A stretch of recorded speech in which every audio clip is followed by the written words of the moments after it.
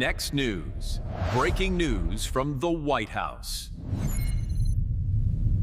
Service, of course, in North Carolina. Good afternoon, everyone. Later today, President Trump and the First Lady will welcome King Charles and Queen Camilla for a state visit here at the White House. First Lady Melania Trump has led all of the preparation for the state visit, which will honor the long-standing and special relationship between the United States and the United Kingdom. As I told many of you on Friday afternoon, I thought that would be my last time taking your questions until after my maternity leave. But given the attempted assassination of the president and, quote, top Trump administration officials, as the depraved shooter noted in his manifesto at the White House Correspondents Association dinner on Saturday evening, I felt it was prudent to be here today to answer your questions and inform the American people about how the administration is responding to yet another attempt on President Trump's life. Saturday was supposed to be a joyful evening, celebrating free speech and the First Amendment with all of you, members of the press. Instead, the night was hijacked by a crazed anti-Trump individual who traveled across the country to assassinate the president and as many administration officials as possible. This is the third major assassination attempt against President Trump in 2 years. No other president in history has faced such repeated, serious attempts on his life. First and foremost, the President, the First Lady, and everyone in this White House are extraordinarily grateful to the brave law enforcement professionals who sprang into action to apprehend the would-be assassin and keep all of us safe. The President would especially like to express his gratitude to the men and women of the United States Secret Service who acted with the utmost professionalism, courage, and sense of duty. This includes the heroic agent who took a bullet to the chest. Thankfully, he was saved by his bulletproof vest. Minutes after returning here to the White House to the Oval Office, despite fighting Secret Service to try to stay and keep the dinner going on Saturday, ahead of addressing you here in the briefing room, President Trump was intent on speaking to this brave agent to ensure he was okay. And the agent assured the president that he was. As you know, I was seated next to President Trump and the First Lady when the shots were fired before Secret Service swiftly moved us to safety backstage. The president's calm in the face of chaos, while yet another individual was trying to take his life, was really remarkable to witness, and it's something I will never forget. President Trump is fearless because he loves this country, and he is willing to put his own life on the line to deliver on the promises that he made to the American public who elected him here into the highest office in the land. And while we are blessed to have a fearless president, we should not live in a country where such constant fear of political violence permeates our society every single day. We can and we should have fierce disagreement in this country. As you all know, we disagree often, myself in this role and all of you in the news media, but those disagreements must remain peaceful. Debating, peaceful protesting, and voting are how we need to settle disagreements, not bullets. Nobody in recent years has faced more bullets and more violence than President Trump. This political violence stems from a systemic demonization of him and his supporters by commentators, yes, by elected members of the Democrat Party, and even some in the media. This hateful and constant and violent rhetoric directed at President Trump day after day after day for 11 years has helped to legitimize this violence and bring us to this dark moment. Those who constantly falsely label and slander the president as a fascist, as a threat to democracy, and compare him to Hitler to score political points are fueling this kind of violence. The left-wing cult of hatred against the president and all of those who support him and work for him has gotten multiple people hurt and killed, and it almost did so again this weekend. When you read the manifesto of this shooter, ask yourselves, how different is the rhetoric from this almost assassin than what you read on social media and hear in various forums every single day? The answer, if you're being honest with yourself, is that there is no difference at all. Much of the manifesto of the would-be assassin is indistinguishable from the words that we hear daily from so many. For example, as the First Lady of the United States pointed out this morning, just 2 days prior to the shooting, ABC's late night host Jimmy Kimmel disgustingly called First Lady Melania Trump an expectant widow. Who in their right minds says a wife would be glowing over the potential murder of her beloved husband? And having experienced what I did with the First Lady on Saturday night, I can tell you that she was anything but that. This kind of rhetoric about the president, the First Lady, and his supporters is completely deranged, and it's unbelievable that the American people are consuming it night after night after night.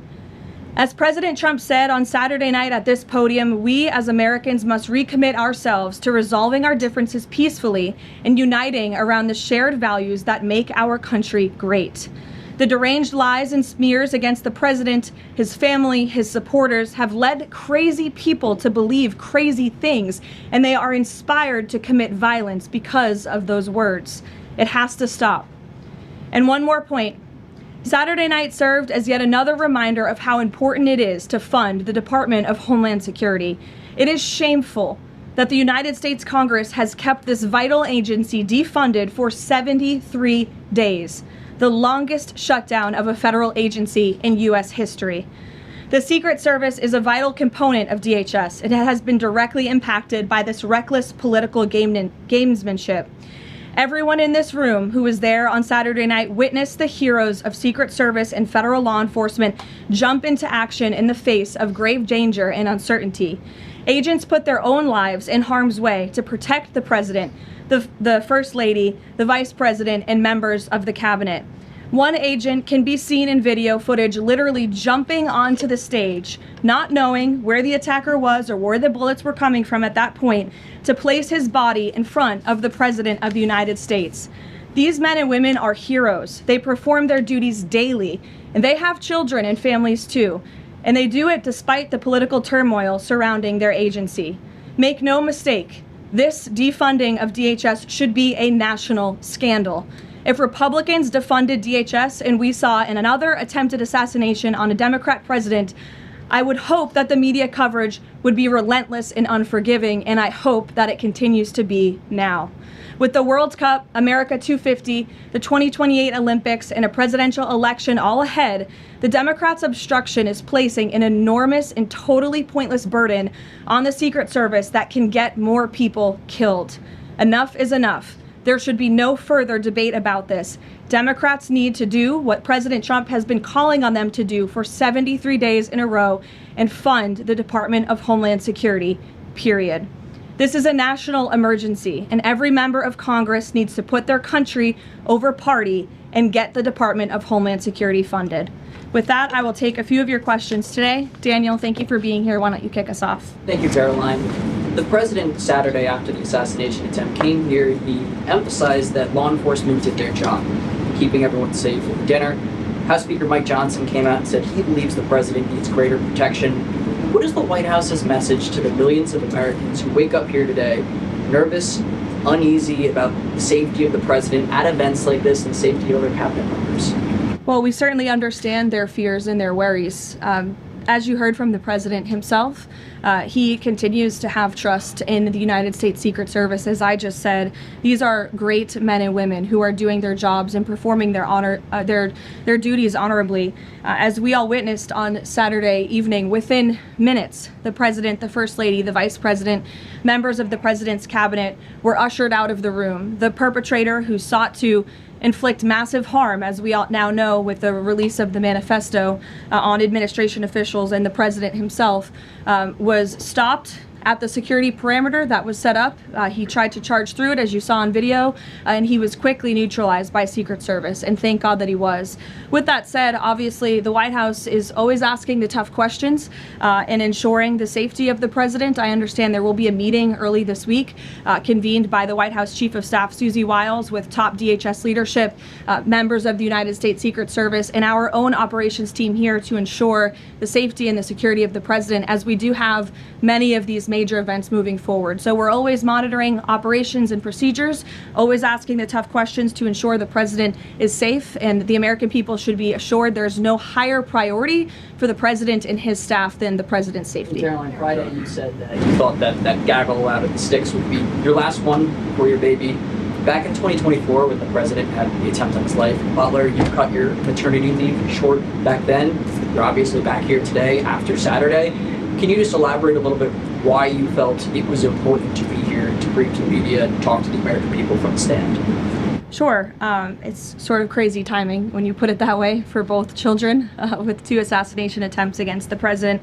I'm honored to work in this job. I view this job as the president's spokesperson and the White House spokeswoman as public service. It's not just any job. I'm honored to do it, and I'm honored to work and speak on behalf of President Trump, who has faced unprecedented adversity and challenges, and I'm honored to work for him. And again, as I witnessed on Saturday night, just his dogged resolve and determination to get back onto the stage, and he was pushing Secret Service and law enforcement to allow him to address, and that really, I think, hopefully gives the country the type of strength that we need. And I certainly know, as his spokeswoman, and I can speak on behalf of all of the staff here at the White House, the president inspires all of us to just keep going and keep fighting every day. Thanks, Caroline. Thanks, Daniel. And congrats to you on your new baby. He's beautiful. Aisha. Just from the rhetoric, you mentioned the First Lady and Jimmy Kimmel. Jimmy Kimmel's comments were, "Mrs. Trump, you have a glow like an expectant widow." And he said this days before the shooting, but there does seem to be a normalization of rhetoric about assassinating this particular president. How can this administration try to put an end to this? Well, I think you heard it directly from the president on Saturday night, Aisha, that in his words, we need to recommit ourselves as a country to toning down the rhetoric and to unifying around what makes our country great. That's true of everyone who works in this White House, but as I said, it's also true of everyone who has a voice and a platform across this country, whether you're on television, a podcast host, people listen. And when you have mentally disturbed individuals across the country who are listening to this crazed rhetoric about the president day after day after day, it inspires them to do crazy things. And unfortunately, it's not just the media, it is the entire Democrat Party has made their pitch to voters across the country that Donald Trump poses an existential threat to democracy, that he is a fascist, and that they compare him to Hitler. I mean, these are despicable statements that the American people have been consuming for years. And so many mentally perturbed individuals are led to believe these words are truth and then are inspired to act on it. I have a whole host of examples that we can share with you after. It is pages and pages of major Democrat Party elected officials saying, such as Rep. Hakeem Jeffries just this month said, "We are in an era of maximum warfare everywhere all the time." Governor Josh Shapiro said heads need to roll within the administration. Senator Alex Padilla said people are, quote, dying because of fear and terror caused by the Trump administration. Senator Elizabeth Warren, President Trump is making the country look like a, quote, fascist state. Senator Adam Schiff saying President Trump using a dictator playbook. Senator Ed Markey calling President Trump a dictator, saying that this administration's actions are authoritarianism on steroids. Governor J.B. Pritzker, never before in my life have I called for mass protest disruptions. These Republicans cannot know a moment of peace. You have Rep. Presley saying, "We'll see you in the streets." Rep. Monica McIver, a Democrat representative on Capitol Hill, "We will not take this shit from Donald Trump. He thinks he's a dictator. We are at war." These are Democrat elected officials calling for war against the President of the United States and his supporters. I could go on and on, but again, when you have people in positions of power that are saying things like this every single day for years, you are inspiring violence by people who are already mentally ill. And that's what we've seen against this president for far too long. This is disinformation and misinformation online. There will be bite-sized clips that will go viral to the point where there are Americans in this country that believe that what happened Saturday night was staged. How does this White House tackle that with social media companies out there, whether it's X, Facebook, Instagram? How do they work with these companies to make sure that doesn't get out of control? It's certainly a good question, Aisha. I don't have tangible answers for you on what we're doing with social media companies, if anything at all. What I will say is it's very important to us that we get the truth and the facts about this case and any case out there as quickly as possible to dispel some of that crazy nonsense that you do see running rampant online. And I think the Department of Justice and the FBI thus far have done a good job of disseminating the truth and the facts about this alleged attempted assassin, the perpetrator in this case. And I understand he'll be arraigned in court very soon. You all see that, and the Department of Justice will be giving a briefing and an update later today. So as far as we're concerned, just providing maximum transparency, and hopefully people will believe the truth rather than the lies and the conspiracies that so often do go crazy on social media. Rachel. Thanks, Caroline. Does the administration view this as a security failure, or did the protocols work as they were designed? The president has said he believes that the protocols worked. Again, you had a perpetrator who tried to breach the security parameter that was set up by Secret Service, and he was running as fast as he could and was immediately neutralized moments later. And again, having been right up there on the stage with the president and the first lady, I can tell you it was seconds before we were told to get down, and it was seconds before we found ourselves in the hold room backstage. It all happened literally within a matter of seconds. The president, the vice president, and the first lady being pulled to safety. That is not done if there's a lapse. So Secret Service did their jobs well. They communicated with one another to remove the president and the vice president to safety as quickly as they could, and obviously to neutralize the shooter as well. And thank God they did, because if that man was allowed into that ballroom, it would have been a much different scene. And just one more follow-up on just how the White House could be rethinking security protocols going forward. I mean, we all remember after the attempted assassination in Butler, there were indoor rallies that were held after that. Is that out of the question, changing any additional security protocols when it comes to how the president does these events that are outside of the White House? I definitely wouldn't say changes are out of the question. I think, again, that it's up to the White House here, and we view it as a great responsibility to ensure the maximum safety of the president and the vice president and the entire cabinet.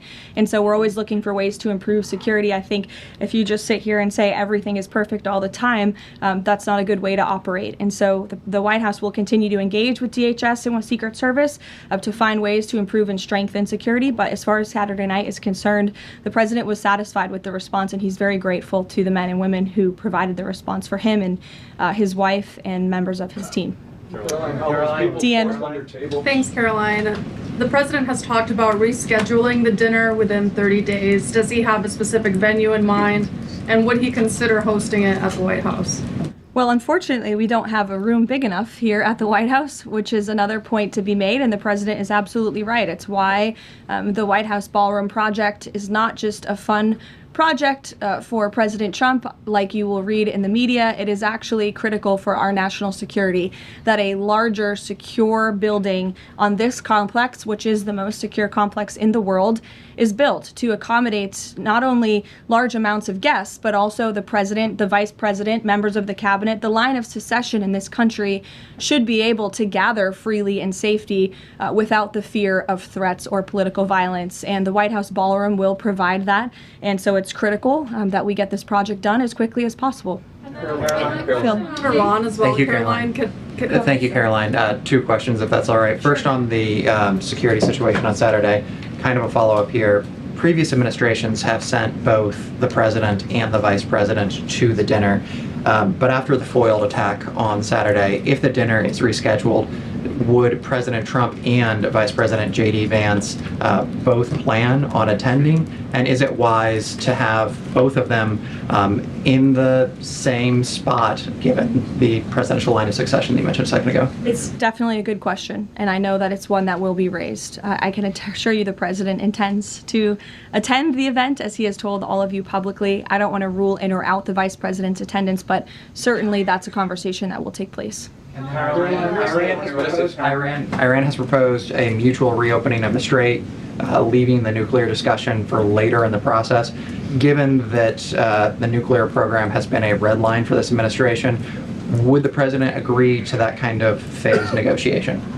Well, only because it's been reported. I will confirm the president has met with his national security team this morning. The meeting may be ongoing, maybe not. I don't want to speak affirmatively because I was prepping to come out here, but the proposal was being discussed. I don't want to get ahead of the president or his national security team. What I will reiterate is that the president's red lines with respect to Iran have been made very, very clear, not just to the American public, but also to them as well. So they're considering it that phase approach? I wouldn't say they're considering it. I would just say that there was a discussion this morning that I don't want to get ahead of, and you'll hear directly from the president, I'm sure, on this topic very soon. What's the president's I'm going to ask you about the Fed chairman, but first, 3 assassination attempts in 3 years. Is this going to change the type of events that the president goes to? Well, again, that's going to be part of the conversations moving forward. But as you heard from President Trump, he does not want these deranged lunatics and these grave acts of political violence to change our American way of life. And I think it's a very brave thing for him to say. It'd be very easy for him to just hunker down here at the White House where he knows he's safe, but the president wants to be out across the country. He wants to go across the country to meet with Americans. He wants to celebrate the 250th birthday of our nation's anniversary this summer. As you know, we're gearing up for a big UFC fight here on the South Lawn. So there's many exciting events I know the president wants to be part of and will be part of moving forward. He's undeterred in that way, and it's something that inspires all of us here to keep going. Senator Tillis is now dropping his objection to allowing Kevin Warsh to be confirmed because the DOJ has closed their investigation. Is the president satisfied that an inspector general report into the Federal Reserve is enough to look into these renovations? The president understands that the inspector general has greater tools at their disposal, perhaps even more powerful than a grand jury, to continue investigating the financial mismanagement of the Fed building, which is a priority for the president. Look, he's a builder himself. When he sees something has a lot of cost overruns, is taking too long, and in this case, ripping off the American taxpayer, he wants to get to the bottom of it. I understand Senator Tillis put out a statement saying he'll support Kevin Warsh's confirmation. That has been our position all along from day one. He is more than qualified for the job, and we look forward to working with the Senate on his swift confirmation process. Megan. As a follow-up on Warsh, will the president be satisfied once the Fed's Inspector General finishes that investigation, even if it finds no evidence of wrongdoing? Well, that's a hypothetical question. I'll let the president speak on it when we see the results. It's obviously far too early to say. And relatedly, as a follow-up, now that it looks like Warsh will be confirmed by the end of Jay Powell's term, is he still considering firing Jay Powell if he stays on as governor after that? I haven't talked to him about it specifically, but I think the president will be satisfied once Kevin Warsh is confirmed as the Fed chair, which he should be. Karen. On Iran, the president had said last week that the U.S. has started the process of clearing the Strait of Hormuz of mines. Do you have an update on how many have been removed and an estimate of how long that process could take? I don't, but I would defer you to the Pentagon on that. We'll make sure they get you an answer, Karen. It's an ongoing process, though. It's still actually happening right now. Again, I would defer you to the Pentagon on anything with respect to clearing mines in the Strait of Hormuz. Fran. Thank you very much. I know that you said that the White House is reviewing the security protocols for things that could be done differently in the future. Have you identified anything so far that you would like to see done differently, or ask the Secret Service to make any changes in the security protocols for the president, particularly at these large events that are taking place off the White House campus? Not yet, no, but as I said, there will be a meeting here at the White House in the earlier half of this week, so those conversations will take place. And on the line of success... And I would also just add, look, the Secret Service does not detail their procedures or operations to the public for obvious reasons, because you have crazy people who try to hijack them and get around them. So these conversations will take place in private, but if adjustments need to be made to protect the president, they will be made. The White House discussed doing like it does, for instance, with a joint address to Congress for these large events, and designating someone as the designated survivor for future large events that the cabinet attends. Well, those conversations ahead of the walk of dinner did take place, but there were several members of the cabinet in the line of succession who did not attend for various personal reasons. So designating one survivor was not necessary, as we had several members who were not there already. Caroline, all those people forced to dive under tables and fearing for their lives on Saturday night, including many of the people in this room, myself included. What is the president's message to those people who experienced that terrible trauma and maybe are still fearful today? I think he would say, as he sort of did on Saturday night, coming in here in his tuxedo, we can't allow these crazy people to let us be afraid. We have to keep moving forward, showing up, doing our job, celebrating our country, and doing what we know is right. But certainly we'd like to see the rhetoric against this president and his supporters toned down, because it is inspiring these crazy people across the country to target not just the president, but those who work for him and those who support him. And it must end. Is he following the arraignment of the suspect today? Yes, he is, and I know you all want to follow that too. It's happening in a few minutes, so I'll let you all go. The Department of Justice is also going to be speaking momentarily following the arraignment, and I pray that this is the last time I speak to you for some time until after my maternity leave. So thank you guys. See you soon.